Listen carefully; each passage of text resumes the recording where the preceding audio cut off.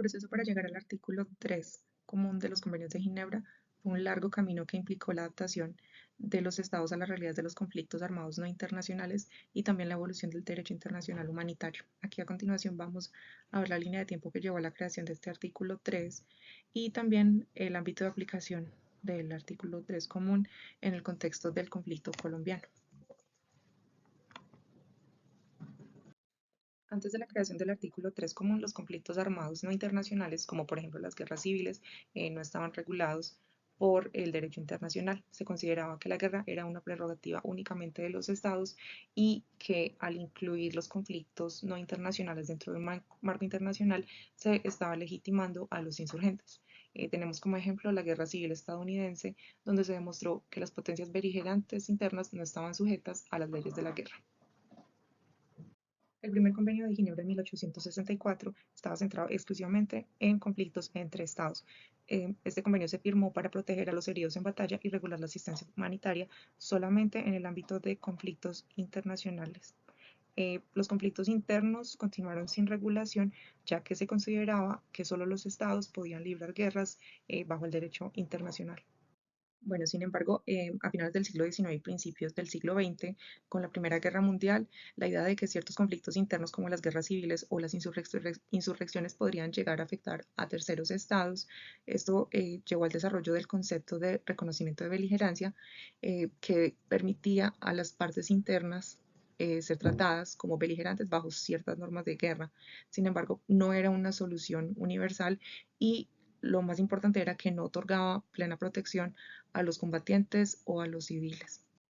Las cosas continuaron de esta manera y ya, por ejemplo, entre 1936 y 1939, durante la Guerra Civil Española, la brutalidad de este conflicto y el efecto en la población civil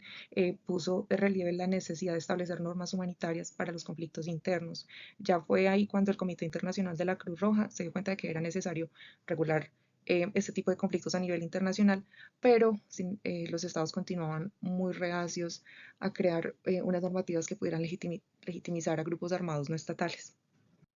Finalmente, en 1949, en la Conferencia Diplomática de Ginebra, y tras la Segunda Guerra Mundial y la experiencia de los conflictos internos como la Guerra Civil Española y la Guerra Civil Griega, el Comité Internacional de la Cruz Roja y otros actores internacionales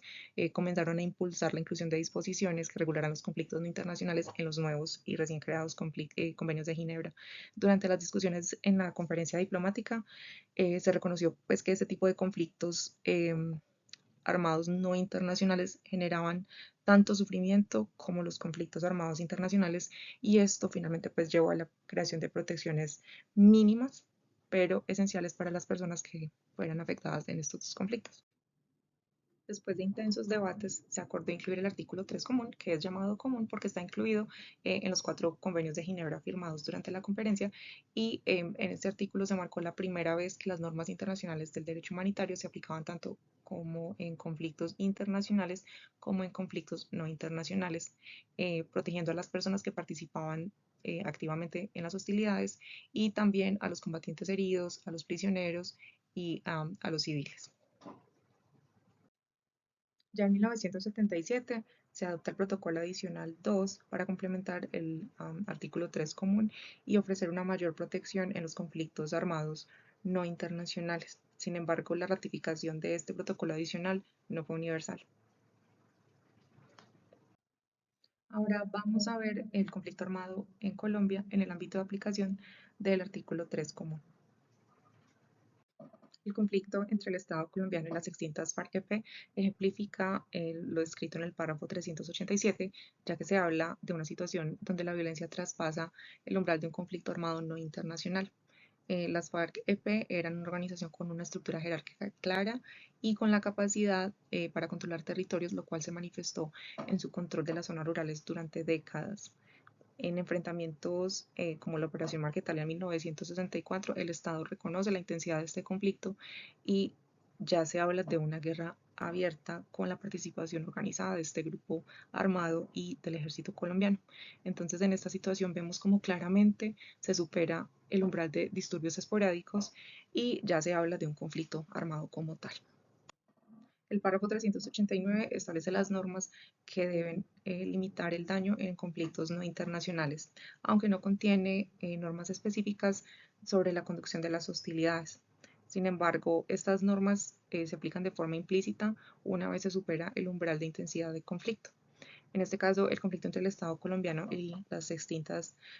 AUC o los paramilitares alcanzó los niveles de extrema violencia como se evidenció en la masacre del Salado en el año 2000, cuando los paramilitares masacraron a más de 66 personas. Este nivel de organización y de violencia claramente requiere la aplicación de las normas humanitarias para incrementar y garantizar la protección a los civiles y limitar los daños causados por el conflicto.